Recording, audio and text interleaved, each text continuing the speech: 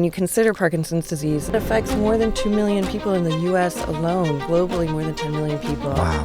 I talk to people all the time, and people have family members who have Parkinson's disease or other neurodegenerative diseases, and we just don't have anything yet to help treat these patients.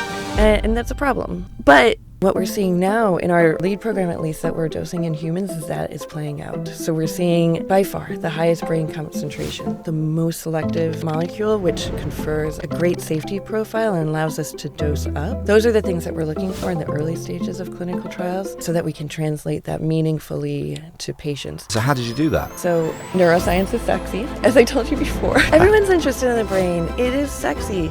We have now over 7,000 PhDs per year graduating with a background in neuroscience. Yeah. At the end of the day, what really makes a difference are people doing extraordinary things in their job. You're a member of the CEO Sisterhood, aren't you? I am. It's extraordinary. The Biotech CEO Sisterhood is a global network from women who are crushing it. And then you see things like at JPM. So, I'm not walking around wearing hot pink on a regular basis. But when you see everyone come together, it's so incredibly important. If we zoom out to the neurodegenerative disease space, what gives you real hope?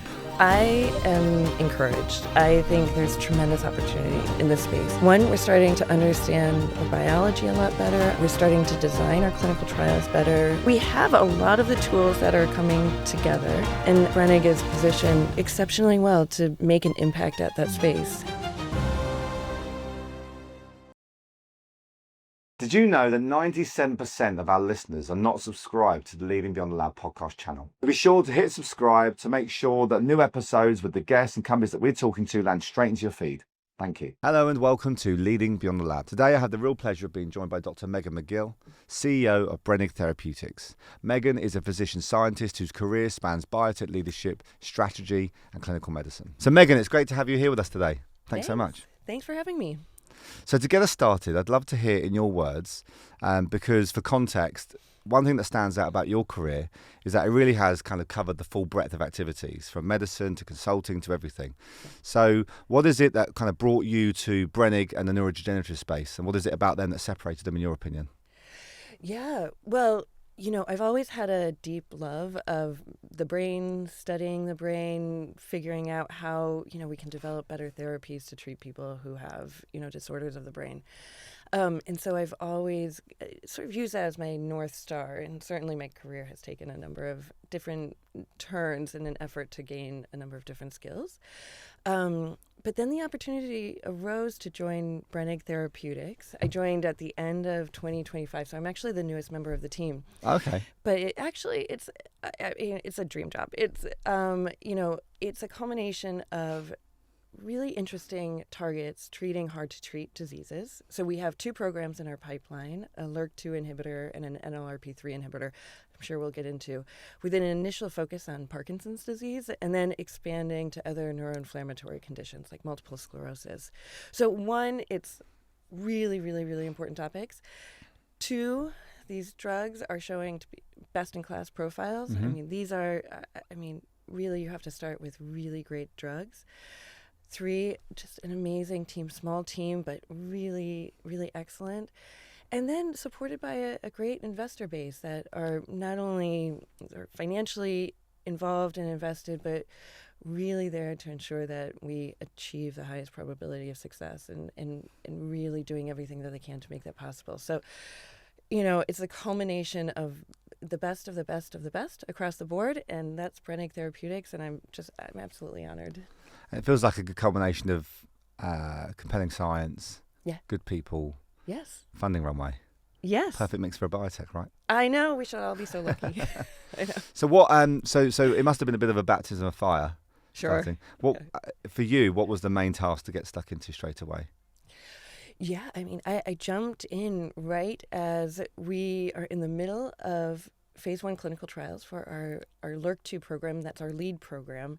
And then straight away moving towards first-in-human trials for an LRRP3 inhibitor. Yep. And this is such a fascinating space that is rapidly becoming quite compelling, quite competitive, but really, really interesting. And moving forward, potentially one of the best molecules to reach the brain in that space. But within weeks of joining, we are launching our clinical trials, and then, immediately gearing up for Series B financing. Yeah. So really, so jumping, I think we had our first board meeting, less than a month after I joined. So it's really, it was baptism by fire, but it's great. And I see that the NLRP3 space in particular is hot at the moment. Yes. I haven't seen many companies target neurodegenerative diseases with it, or the neurology space in general. Mm-hmm. Why do you think that was the primary target in your case, or Brenig's case? Yeah.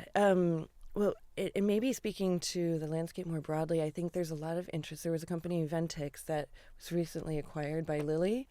I saw that. Yeah. Yes. And that's just wonderful news. I think shines a spotlight on the face, on this space in general. There are a lot of NLRP3 inhibitors on the market. And I think going back maybe 20 years really launched the academic inquiry into the role of inflammation in a number of diseases and the inflammasome. But a lot of the NLRP3 inhibitors are designed to treat not brain diseases. And really the reason is it's very hard to create brain penetrant molecules. You need to be able to get into the brain and concentrate there. So that's one reason why maybe there aren't that many, but a growing number of brain penetrant molecules.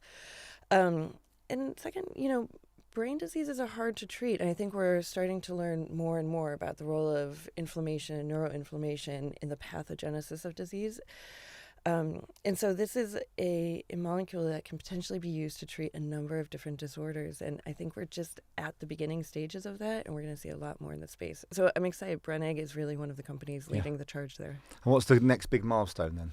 Yeah, well, so we're dosing patients, and the big milestones here are in phase 1 clinical trials, as always, showing safety, of course, but also we need to show that we are indeed getting into the brain, seeing pharmacokinetics, pharmacodynamics in our healthy volunteers, but also as a part of our phase 1 trial, we're also including small groups of patients, Parkinson's patients, potentially multiple sclerosis patients in that trial as well, in order to show that you have an effect on those biomarkers. And that gives us confidence to move into proof of concept trials. So that's the big milestone there. Yeah, and what was the primary reason for going into Parkinson's to start with? Yeah, Parkinson's disease. So apart from being a great unmet need, I suppose. It's a huge unmet need, and I think when you consider Parkinson's disease, it's a neurodegenerative disorder, much like other disorders, Alzheimer's disease, others, where you see fundamentally at the core of the disease is loss of neurons, and the question is why? Is there an inflammatory component or convergence of pathways that converge on neuron cell death and inflammation, and we see that in Parkinson's. There are a number of preclinical models and early academic work to suggest that may be a pathway that we can target, especially at the convergence of a number of potentially genetic drivers of Parkinson's disease. And a lot of the cytokines that are transcriptionally activated by this inflammasome not only contribute to neuroinflammation, but directly contribute to cell death themselves. And that's what we see central to Parkinson's disease. So I think starting with Parkinson's, one, huge unmet need. We still do not have effective therapies. Sad, isn't it? It's a real shame. Yes, this is a disease that affects more than 2 million people in the U.S. alone. Globally, more than 10 million people. Wow. I talk to people all the time, and people have family members or neighbors or members of their community who have Parkinson's disease or other neurodegenerative diseases, and we just don't have anything yet to help treat these patients. So, I think there's a huge unmet need. We've identified a pathway where we can start to develop drugs to hit that pathway, and it's just the starting point. I think you show mechanistically that it works there, and then you start to think a little bit more broadly around other diseases, and that's in particular for NLRP3. For LRRK2, LRRK2 is a kinase, and what we see in genetic forms of Parkinson's disease, there are some people with mutations that activate this kinase. It's hyperactivating, and it leads to dysfunction in lysosomal pathways, and that fundamentally downstream leads to the death of that neuron. And so this is a genetic driver of the disease. So we're targeting that in order to bring down the kinase levels, which we think can be broadly used across a number of patients with increased kinase activity in Parkinson's disease. So I think right now our portfolio represents a balance between quite targeted therapy, where we know genetics plays a role in the pathogenesis, and then complemented by a broader therapy that maybe sits at the convergence of those pathways. And it looks like Brenig are utilising AI, kind of medicinal chemistry more than most. I'd love to hear kind of what that gives you as a bit of an advantage. Yeah. And I'm really excited to talk about this. I mean, I'm a huge proponent for the use of AI across a number of different verticals, and happy to talk through those. But fundamentally, foundational to Brenig is a set of computational chemists who are under the Torrey Pines ecosystem. So Torrey Pines was one of the original originators, along with OrbiMed, of Brenig Therapeutics. So it is a joint venture, OrbiMed and Torrey Pines. And within the Torrey Pine ecosystem are a number of extraordinarily talented scientists who spent years building out a machine learning platform in order to study molecules of interest, but then take an approach that I call multi-parametric optimization. So optimizing for brain penetration or hypothesized brain penetration, selectivity against the target, and potency. And optimizing those all at the same time in order to create a best-in-class molecule that's not just optimizing for one feature at the expense of others. So I think essential core of Brenig is really the design of the molecules from the beginning, aiming to achieve best-in-class profile. And what we're seeing now in our lead program, at least, that we're dosing in humans, is that is playing out. So we're seeing by far the highest brain concentration, the most selective molecule, which confers a great safety profile and allows us to dose up. A really great PK profile as well. And so those are the things that we're looking for in the early stages of clinical trials, so that we can translate that meaningfully to patients.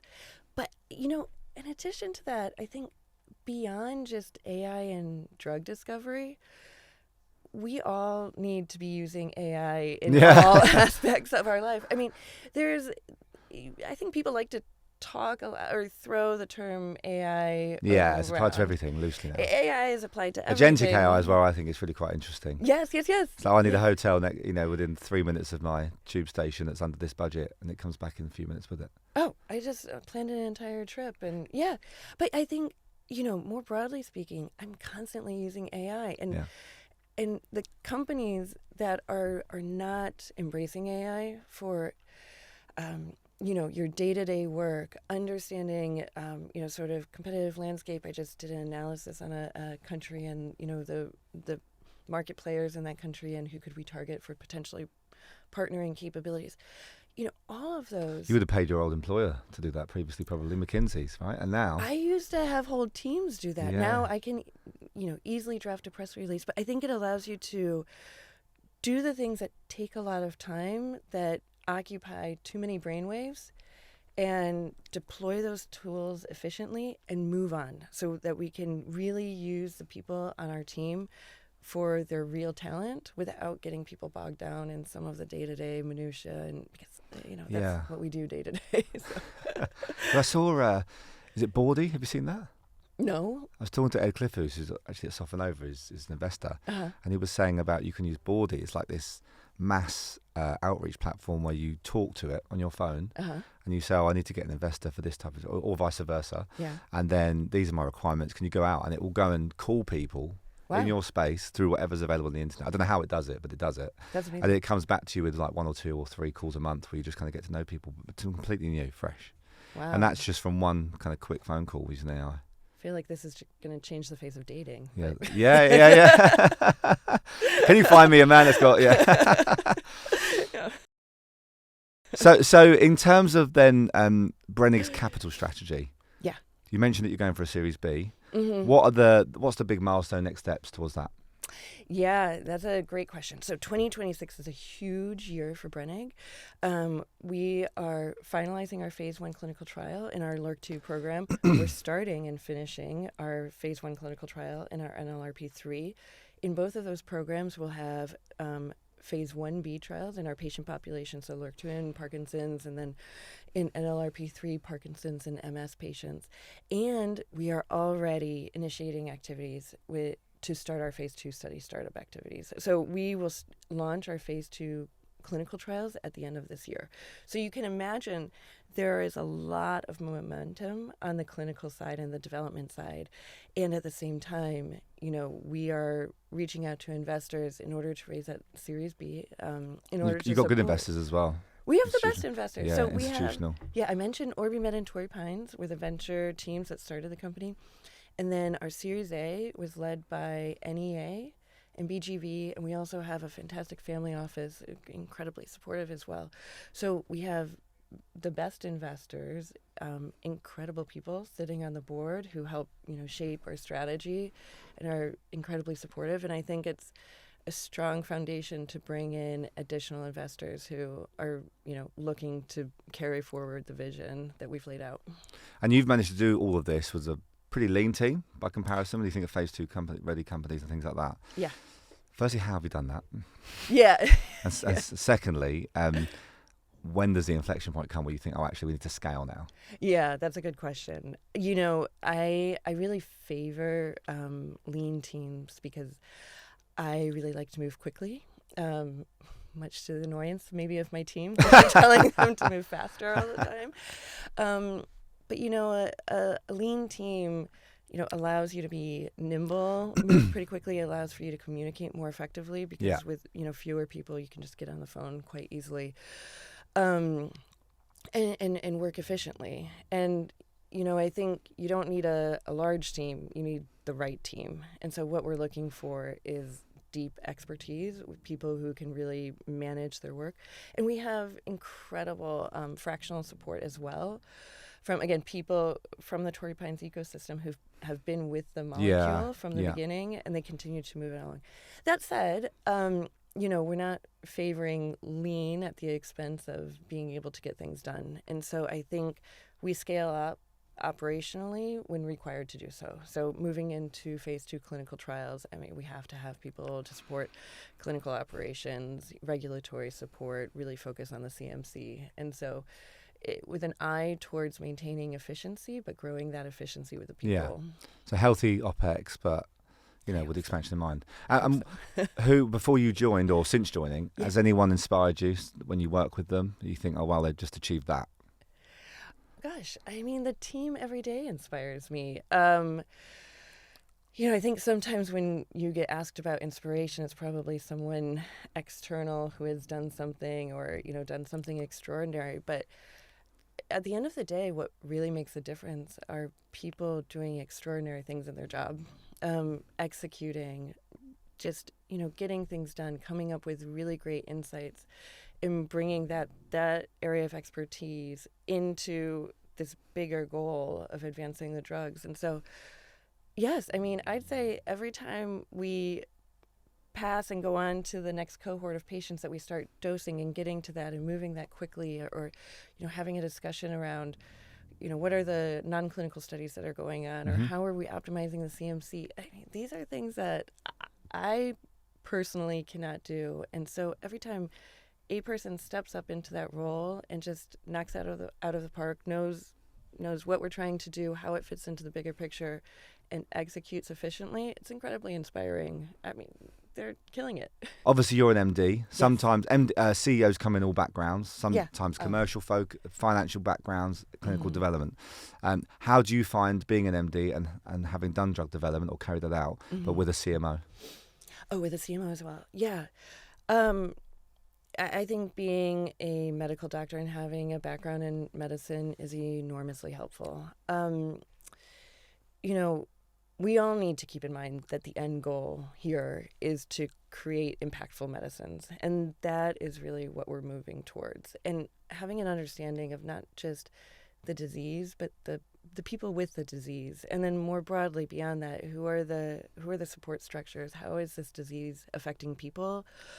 Is really what shapes every decision. And I think along the way, if you keep that in mind, there are all these near-term milestones that are not just medical in nature, but you need to think about the corporate strategy and funding and everything that needs to, propel that forward. But as an MD, it's really important when you think about strategy. I've just spent the last week speaking to a ton of KOLs, and that's part of my job that I love, really learning from the people who are treating patients and asking them where's the unmet need still. We don't want to create drugs or run clinical trials for, aspects of the disease that may already be solved, or we want to really be impactful. And so the ability to really get into it with MDs and PhDs, I think, having a PhD, and this is part of my background, having a PhD helps you gain a deeper understanding of diseases and the pathology and the pathophysiology, understanding the disease. Studying medicine helps you understand the people with the disease. And that's fundamentally what we want to do. So understanding how that disease manifests in people, and then how can you treat it. And then beyond that, biotech or drug development is how do you take both of those aspects and then develop innovative therapies, something new that's never existed before, but it comes from a deep understanding and understanding how we approach treatment of people in order to design those medicines. And so with that then, what kind of role will commercial partnerships play, do you think, in Brenig's future? Yeah, this is a big question. And previously in my roles at BridgeBio, I held BD roles, and so spent a lot of time not only speaking to potential partners, but developing a strategy around it. I think just very clearly, very large diseases, neurodegenerative diseases, as you think about phase 3 clinical trials and then commercializing, that's really where the expertise of pharma comes in. The innovation in early discovery and early stages of clinical development sit very well within smaller biotechs. That's how the ecosystem is set up. Especially now, isn't it? Yes. Yeah. I mean, as R&D is kind of going away in large companies sometimes. Right. I mean, or there are aspects of R&D or to an extent that may happen in academia or, early development. But looking forward, there's a question of, okay, how do we expand this to run huge clinical trials? And that requires a lot of capital, a lot of experienced operations in order to do that. And so as we think about where Brenig is positioned, I mean, we'll be looking towards developing those partnerships for later stage development. And I think that happens now. So we're having those discussions with pharma partners now, because you need people to be familiar with your drugs, follow it, understand, make sure you're shaping your clinical trials so that they feed into those larger clinical trials.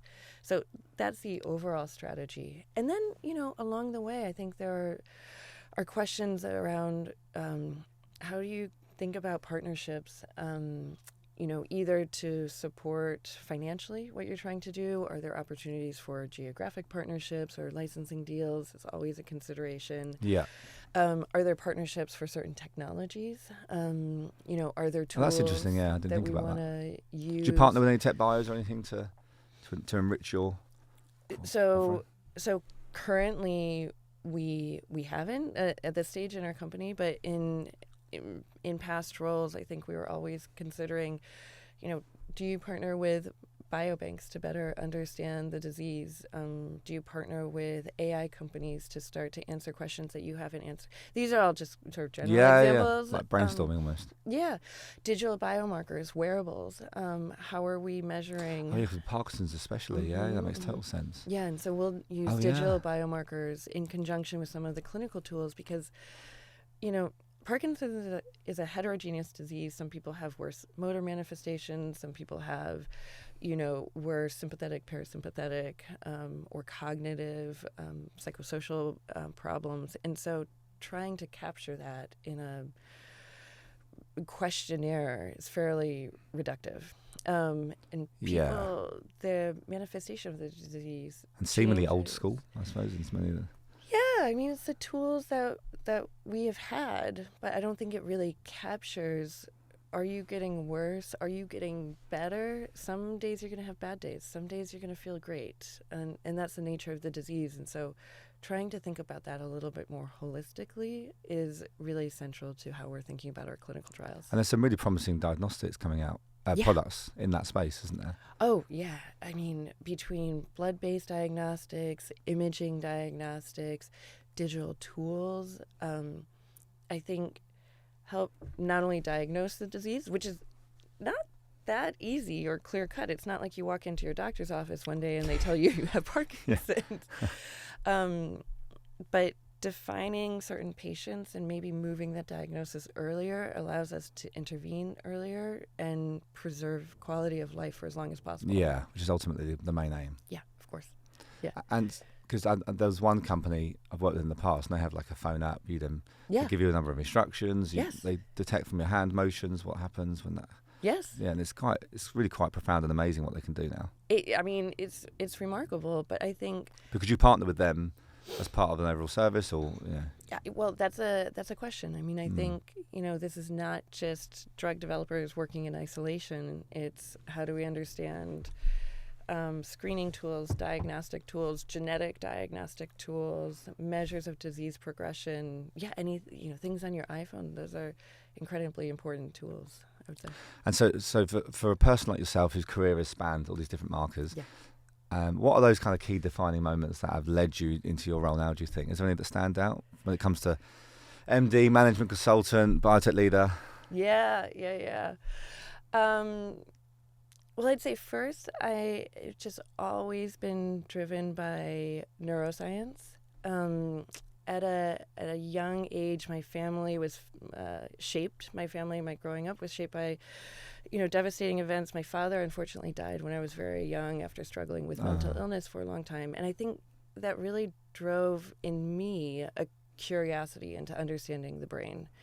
And so that really led me to study neuroscience as an undergraduate. I was at the University of Pennsylvania, and propelled me into medicine and then also research. So driven always by that curiosity. I mean, the brain is incredibly interesting, important. So many people are studying the brain. It controls movement, emotion, cognition, and yet we still don't know so much about it. And so it's like a mystery. Yeah. And so I think those are big motivators. And then along the way, I mean, those milestones are, the opportunity to do the research, finish a PhD, finish a thesis. I did my PhD in neuroimaging and MR physics. And that to me was, how do we use some tools to identify or study something that we've never been able to study before? How can we use imaging to study the function of the brain and where that goes wrong? So that was a big milestone, just being, part of that innovation, being the first to show something. And that's incredibly exciting. It was, going through medical school and then residency. I had a child during medical school as well. And so, being able to walk across that stage with a 5-year-old in tow. No, that's not. I didn't know. That's amazing. Yeah. Yeah. And, actually, so he was at my. Do you remember that? I have a picture of that, and then he just recently graduated from high school, so I wore the same outfit that he wore to my graduation. I wore to his graduation. I mean, in a larger, more feminine size. Yeah. So that brings me to an interesting point. So obviously we've known each other a while. So you are someone that built your career medically and in industry as a single mum for a large part of it. Yeah. My mum, just to give you some context, my mum owns a residential care home business, and my dad was always away in work in the Middle East and stuff like that. So I've seen firsthand, and it's always been very normal to me to have kind of women in positions of power and responsibility. Yeah. In some ways, I prefer it when I work in a company. So, but then when you go into the outside world, that's not always as typical. And I imagine that there's a real added layer of hard work and complexity when you've got a child in tow. Yeah. So can you tell me how you manage that? Yeah. Successfully. Right. I'm still standing. And you have youngish children too. I have a 5, a 7, and a 9-year-old, yeah. Yeah. You're We started ARTO actually the month COVID the month after COVID hit, Yeah. we started. The month before, That's crazy. we started ARTO, Right. which is why the business is named ARTO. Arthur, Oliver, and my two sons, and then Freya came along, who's my youngest, who was born after the company, but Farto doesn't really sound as good as ARTO, so I can't do that. we'll stick with that. And then, so I get what you're saying. Yes. But I think you took it to a new level, so I'd love to hear more. Yeah. I think the number of people who told me I was crazy. But look, I think we need to change the dynamic a little bit, and maybe we need some crazy people to sort of lean into that and show that it can be done. When you're in training and in medical training, that coincides with the age that people should be having children or could be having children, and we need to normalize that, and we need to, as a society, create structure that allows women to continue being their talented selves without holding them back or having these assumptions that, women cannot pursue big careers, because we absolutely can. That said, I think it forces a level of focus. I mean, when you have to, on the one hand, care for a small child and finish your medical school studies and make sure you're doing everything that you need to do in the lab, you have to just get things done and move on. Yeah. But I also think, this. So, having children is an incredibly humbling experience. It's one way to describe it, yeah. Yes. It's humbling. It puts you in a vulnerable position, but I think it's from that position that you develop so much empathy. I think makes you a better manager of people, I think. Yes. Because you become more patient, empathetic. You see, Yes. I definitely feel like I'm a better people manager as a result of having children. You have to be patient. I told you I move fast now. You should have seen me before I had children. Yes, you have to be patient, but you also have to understand what people are going through. Once you have children, when you have a sick child or you're faced with any uncertainty, which is every day, or if you have toddlers, you're faced with like an irrational terrorist, you really have to learn how to... Do you got any favourite quotes or one-liners? 'Cause I've got some. Oh, I don't know, so many. It's like, the funny ones like, my cornflakes are broken because I can see the bowl. Yeah, you just get stuff like that. Yeah. And I'm like, well, how do I fix that? Yeah. Illogical. Right. And you want to fire the little things, but Yeah. you can't. Right. So you're in the situation where, you have to manage,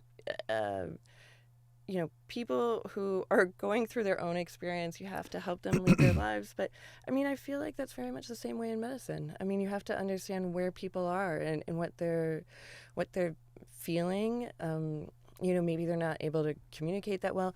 I remember, when you're elbows deep in diapers, it is so easy for you to be able to touch patients and, not be scared. We have to remember that most people doing their medical training are young, healthy people, which is fantastic. We need young, healthy people, but may not have had to face some of those challenges. And so anyway, I think just developing that patience, vulnerability, empathy, and then translating that to broader leadership skills, as you said, balancing, like when you need to get out the door with a child, you don't say, do you want to put on your pants? You say, do you want to put your right leg in first or your left leg in first? Because we are going. So in your varied background, what leadership lessons have you learned from board roles, various biotechs, being a CEO, and also being at McKinsey's? Because obviously, they're kind of like the Rolls-Royce standard of management consultancy, or they've got that brand. Sure, yeah. But they're renowned for working you very hard. So intrigued to see what lessons you've learned and unlearned as a result of that experience. Yes. Well, I would say I was very fortunate to have a number of mentors throughout medical school and residency. And I always had a deep sort of scientific training.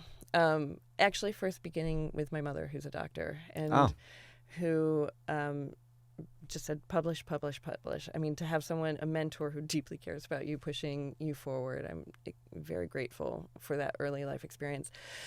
But because of that, as I was thinking about, where I want to take my career, I was so interested in the innovation in medicine, and, I was a radiologist, but I wanted to figure out how to transition into more of a biotech career, but had zero business training. So I spoke to a lot of people. Eric Aguiar ended up being a mentor as I went to Bridge Bio, and a number of others who all pointed towards, getting some business training. And so I went to McKinsey for 2 years, not at all knowing what to expect. And I think that was the first place I really learned a sort of orthogonal aspect of drug development, which is more of the business side.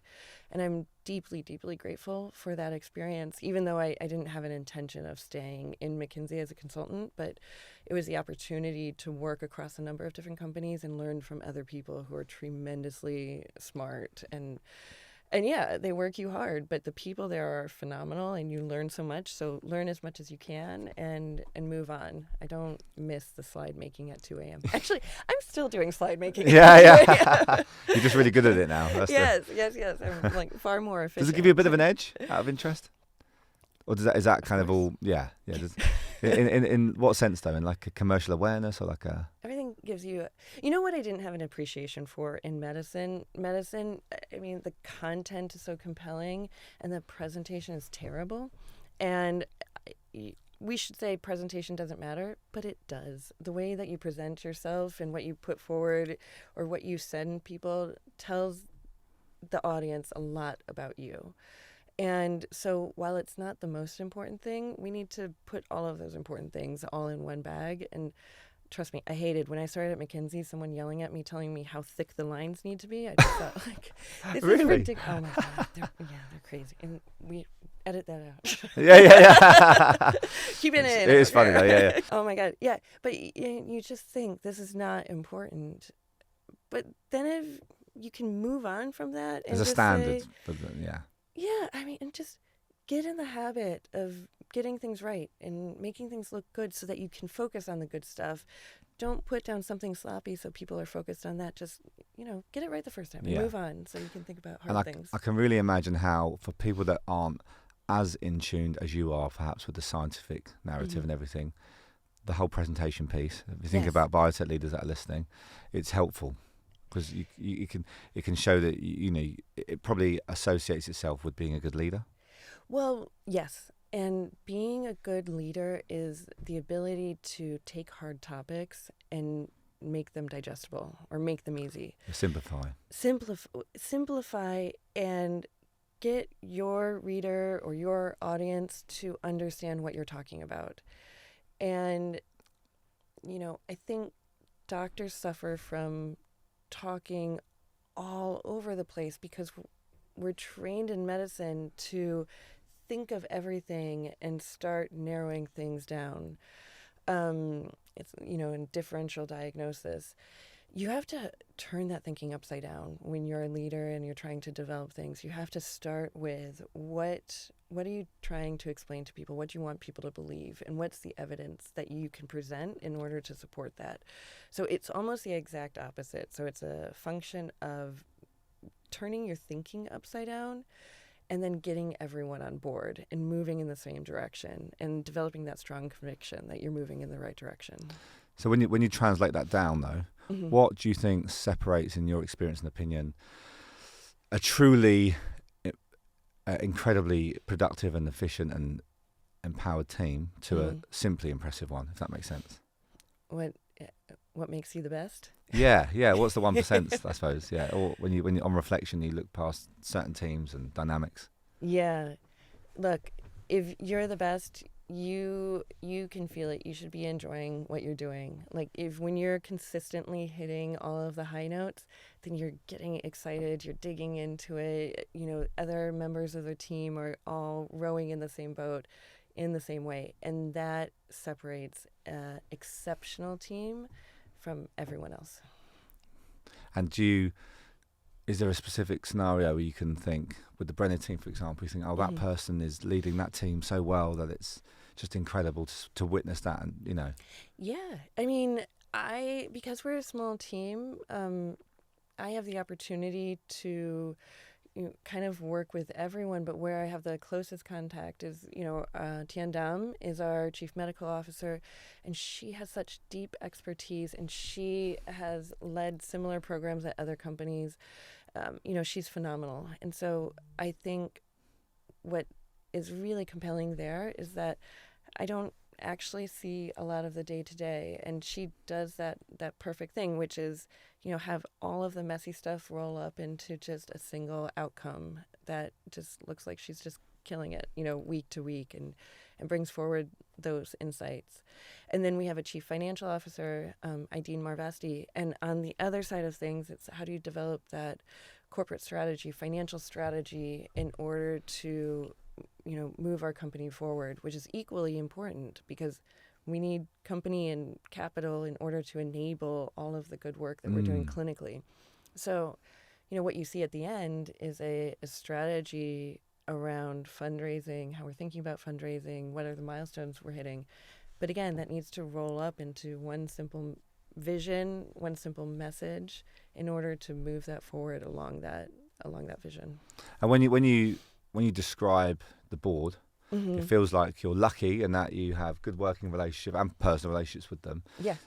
Is there anyone you go to on the board sometimes as a mentor perhaps, or for like advice, you learn from them, that kind of thing? Yeah. I mean, look, I think each board member plays an important but different role. The two most operationally involved, Ian Dukes is the venture partner at OrbiMed. Yeah. He has such tremendous depth of experience across drug development, both in biotech, science, large pharma, and now as a venture partner at OrbiMed, that he just, is able to see across a number of different functions very well. And he was integral to the genesis of the company. Nikolai Savchuk at Torrey Pines he knows everything in great detail. Sometimes I'm, like, how did you know that? But I should know that. Yeah.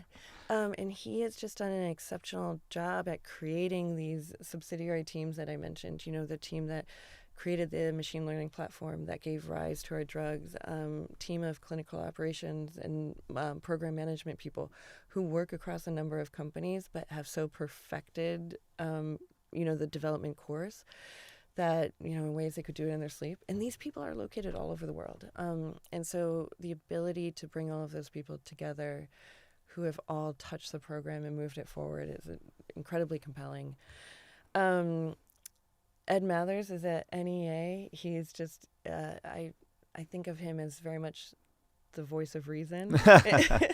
To me, Ed can say one thing, and that is the answer. And he's right. He's always right.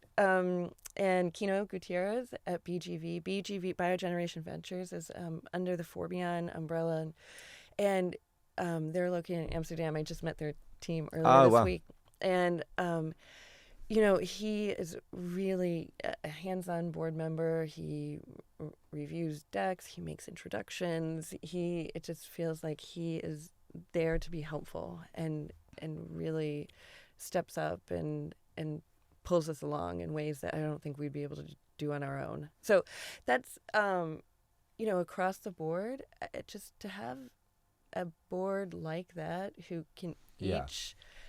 sprinkle some fairy dust on different parts of the team and the company is really what makes the difference. So what culture, how would you define the culture at Brenig? Yeah, I would say it's a culture of excellence. It's move efficiently, get things done, think carefully, think deeply, and collaborate. It has to be highly collaborative. Currently, we're a virtual company, which is quite unusual. I didn't know that. Yeah. I have a funny story to tell you. So since we work virtually, I have a million degrees and academic degrees, and I have nowhere to put them because we don't have an office currently. And so they're all hanging on the wall in my bathroom. And so it's a small bathroom, and reading material when you're on the toilet. It's reading material. Yeah, I call it the bathroom of intimidation. But it is. But what I will tell you, so my son, who's 18 years old, when he has friends, girls who come over and they go into that bathroom, they all come out. I never knew this would be the intended effect. I think it's intimidating to men. And for these young women who are 18 years old, they come out and they're like, how did you do that? And to me, that is it's a prime example of I think it's great to be in that position to inspire, teenage girls who are starting their college careers and, to go into a bathroom and be like, this is It's amazing. achievable, yeah. Yeah. It's also a great way to get in there with your boyfriend's mum as well, if you want to get on her good side. Definitely something I would have picked up on, yes. That's for sure, yeah. Trust me, I'm trustworthy. Yeah. Is everyone all over the US or? All over the world. All over the world? Mm-hmm. Yeah. So we have people in Europe. Will that change, do you think, will it need to change? As we grow, we'll have a home base. I think there's a lot of value in having people come together. Coffee chats. Yes. I miss a coffee chat, yeah. Yes, I know. You don't really get, all of the good stuff that's found. I think it depends on the personality Zoom. type sometimes, doesn't it? But yeah. I know for me personally, I do need that. Yes. Yeah, that's where the fun stuff happens. Yeah. And our team, because we're small, we're able to get together quite frequently in different places. And we'll all be together at ADPD in Copenhagen. Mm-hmm. Tiandam is doing an oral presentation to talk through our clinical data. So we're all gathering there.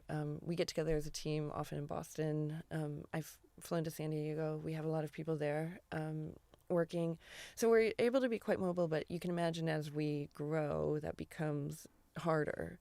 And so developing a home base where, we have expectations around where people meet and that enable those conversations will be very helpful.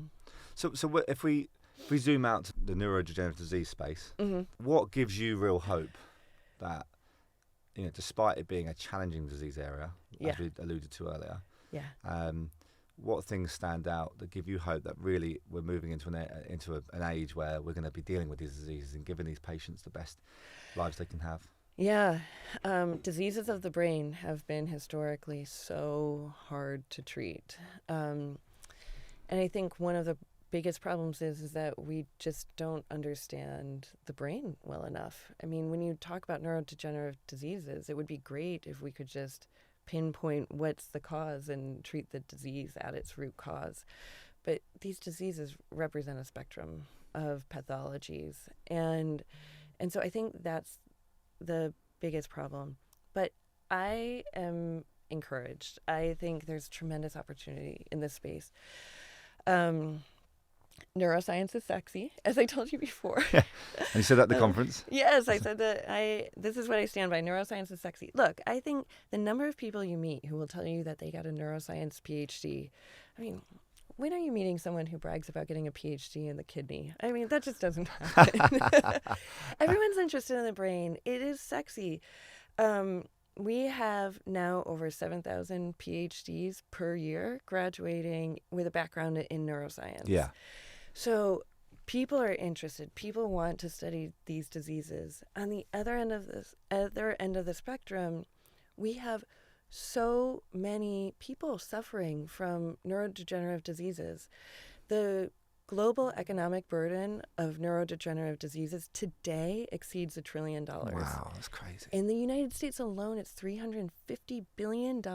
And by 2050, that number will exceed $1 trillion. So you have this huge problem, and you have a lot of people emerging who want to study this disease. And I think somewhere in the middle, things are starting to shift. So historically, less than 10% of investment dollars went into CNS companies.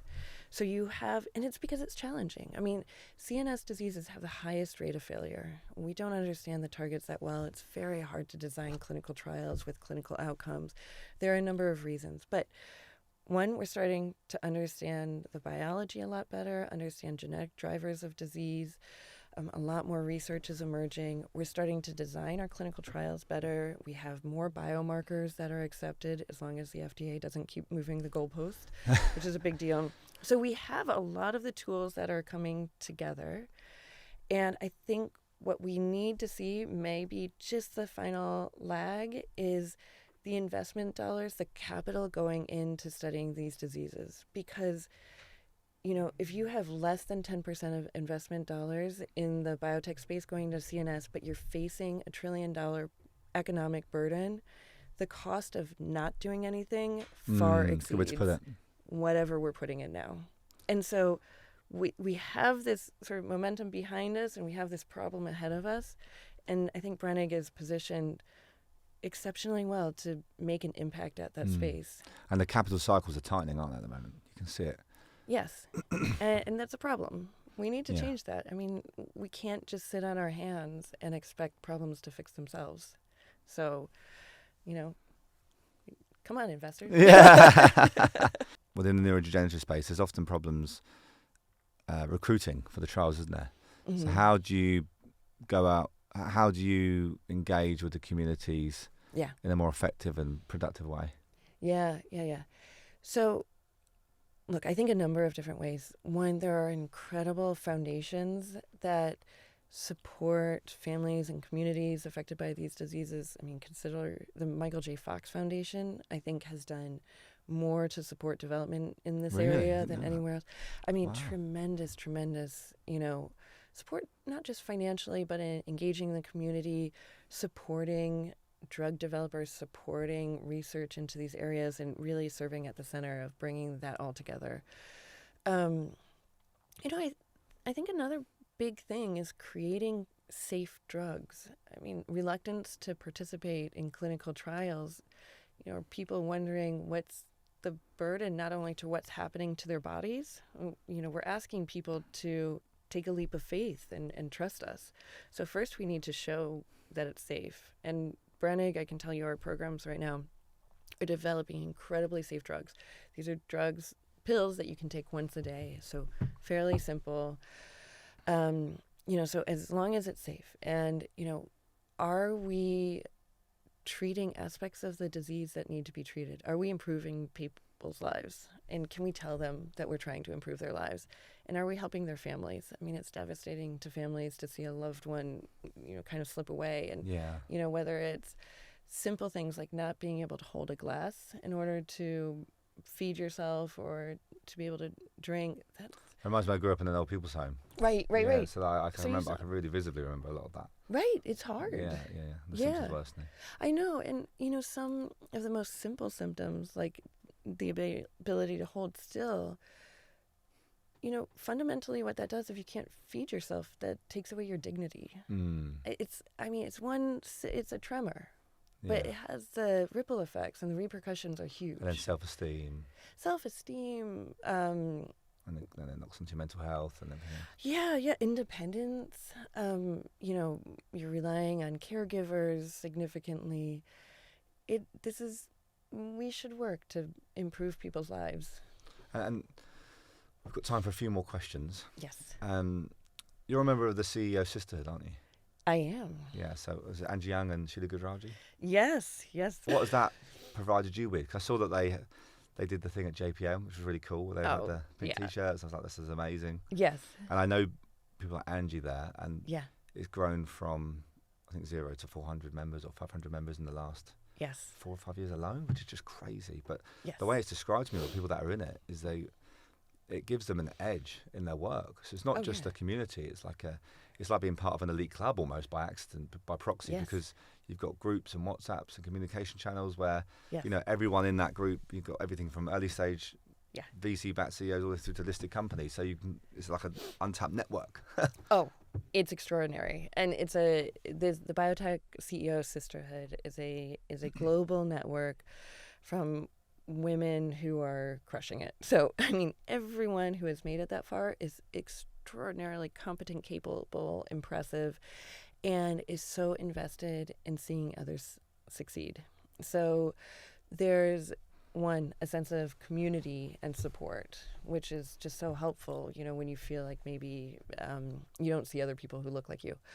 But on a more practical level, I mean, the number of questions that are asked that are answered immediately, from the mundane, maybe HR problems or compensation or opportunities for board roles, or how do you think about this, or what do you think about, the CRO, or whatever aspect. You can throw questions out there. And I have so many good friends. I just talked to a very good friend, Magdalena, this week, saying, what do you think about this conference? And she goes, let's get on a Zoom and, let's look at it together. And, just within 20 minutes, she said that. Amazing. Right. And to have that kind of support and access to that many incredible people, incredible, smart people is, I mean, just an amazing amalgamation of everything that should happen in this world that is not competitive, but rather collaborative. And then you see things like at JPM. So the Biotech CEO Sisterhood has organized the Wear Pink Day. I know you weren't able to go to JPM this year. No, I know. There was personal stuff, but... I know. Yeah. But... I had a lot of FOMO, though, I have to say. I know. But, so, I'm not walking around wearing hot pink on a regular basis. But when you see a city in San Francisco, when you see so much of that bright color, and then you see everyone come together in Union Square for that picture that I'm sure everyone saw on LinkedIn. I mean, what an incredible visual representation of just the support. I mean, the men who are showing up wearing pink shirts, it all sends the same message, which is we're here, we're supportive. There are others that support this movement, and it's so incredibly important. And I'm here for it. Yeah, I feel that what stands out to me from when I talk to people about being part of it is there seems to be no ego in the group. Everyone's just super supportive. So supportive. Which doesn't always, usually there's kind of cliques and things like that in any kind of group, and it doesn't feel like there's any of that, which is really quite something to be proud of. I think those days are gone. I hope they're gone. Yeah. I think... Good cultures never have them, that's for sure. No. I was talking to someone about this, which is, why is there a notion that it needs to be competitive specifically among women? And I think historically, I think this is changing, but historically... even though well-intentioned, when you say things like, we're reserving one board seat for a woman, that's actually positioning that environment in a field of scarcity. That's saying all of you women need to compete for that one role. And when you don't see that many women represented in leadership or on boards, then you think, okay, there are so many women at the starting point, but so few at the end. Do I have to compete with the other women to get there? And that's just not true. Should be separate, yeah. Yeah, I mean, we're no longer operating in a world of scarcity. I mean, we should be thinking in abundance. And I think women supporting women confirm that we're in a place of abundance. I have an abundance of knowledge on a certain topic, and I want to share that with you so that you have that abundance of knowledge and you pass it along as well. We're not stopping at, okay, we've achieved, X number of female CEOs. That's, just an archaic way of thinking about things. And I think when young women may get discouraged or may face comments from people who have not gotten the memo and moved on, I hope women are in a position to, laugh it off or realize that any of those comments, negative comments that should not hold you back, they should reflect on the person making those comments. They should not reflect on you. Yeah. And so I think just having that representation and opening the aperture and allowing more women in for very, very talented people is only going to strengthen the entire community, to strengthen the entire scientific space. And I think it's a really exciting time.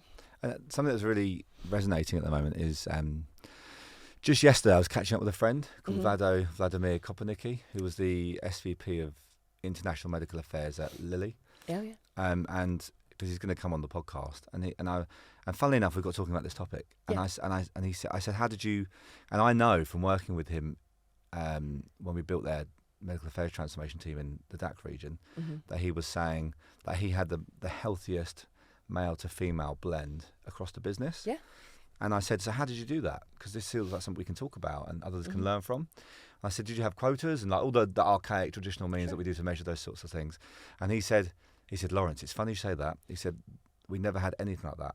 I said, well, what did you do? He said, well, I wasn't told to do this. It wasn't a policy, but I just felt like it made sense that when I first moved into the business unit, we had a bad representation, if you like, like a typical one. Sure. So what he said was, let's try something. Let's make it so that whenever there's a key decision to be made, whenever there is, I want to make sure that in the room that makes that decision, there's a fair representation from both sides. Yeah. And then just from doing that, and with no intentional intervention, he had pretty much a 50-50 split without even trying to get there. Yes. And I just thought that was really quite, and when you just say what you said there, it's almost like it's not an afterthought, it's more just embedded in the strategic decision making for common sense almost. Yeah. I mean, I would say, one, we need diversity of perspectives, not just diversity of gender. We need diversity. I agree, yeah. That's what it's all about, really. It's not about... Right. Of culture, of race, of, geographic representation, because at the end of the day, we're treating global diseases. And you can't, do that from a single perspective, of a homogeneous team. I mean, you're not really thinking broadly. And even as we think about, women's health is, it represents a huge opportunity. And I don't think we're thinking the right way about those opportunities, because maybe the people in the room are not thinking about them. So we need to engage and get people into the room. Women's health is starting to increase, isn't it, in terms of spend and investment? Yeah. And femtech as well. I've seen a lot more in that kind of area. Yeah. I mean, huge opportunity. Yeah. At one point I was hiring and also wanted that diversity representation on my team, and I wasn't really seeing, the candidates I needed to see. So, I went to our recruiter and I looked up these statistics. I said, over 50% of science undergraduate degrees go to women. Nearing 50% of scientific PhDs are awarded to women. Go find these women. And, they are there. I mean, what is our bias that we're not finding these people? Why is our bias that women are not moving more into leadership roles? It's not a STEM problem. People talk about women in STEM, and I think that's absolutely wonderful, but that has been addressed. There are plenty of women in STEM, and we can certainly have more, because women are critical thinkers. I think we just don't have enough representation at more leadership roles. For example, this is outside of medicine, but people like to say, I think it's not true, that maybe men have more math-oriented brains and women maybe have more humanities-oriented brains. So one day I thought, okay, fine, if that's true. I don't necessarily believe that to be true. But okay, how many chairs of math departments in the United States are chaired by men? And the number is well over 90%. Men. And you say, okay, if women are far stronger in the humanities, how many English departments have female chairs? Does it match the men? Less than 50%. Yeah. It's not a female problem. It's creating opportunities and leadership.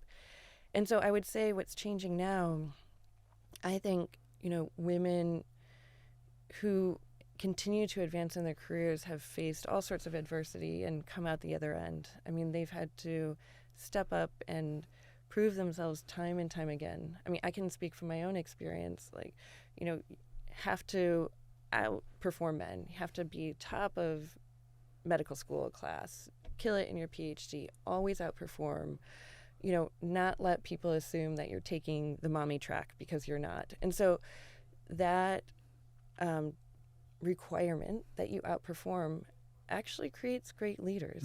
We should be hiring those women because they have crushed it. We all have to get where we are today. So if you want someone who's competent, make sure you have a diverse team, because people just didn't float up to the top. They worked hard to get there. And you had another layer of adversity, didn't you, with a serious accident when you were jogging? Oh, yes. Oh, yeah. I like to run, and I ran in front of a car. We're laughing, but God. Yeah. I shouldn't laugh about that. You better now? Yeah. That was about a year ago, and so I would encourage everyone to be careful and especially if you live in New York. And mindful, yes, and oh God, yeah. I wish you a speedy recovery, which it seems like. Yeah. Thank you. Yeah.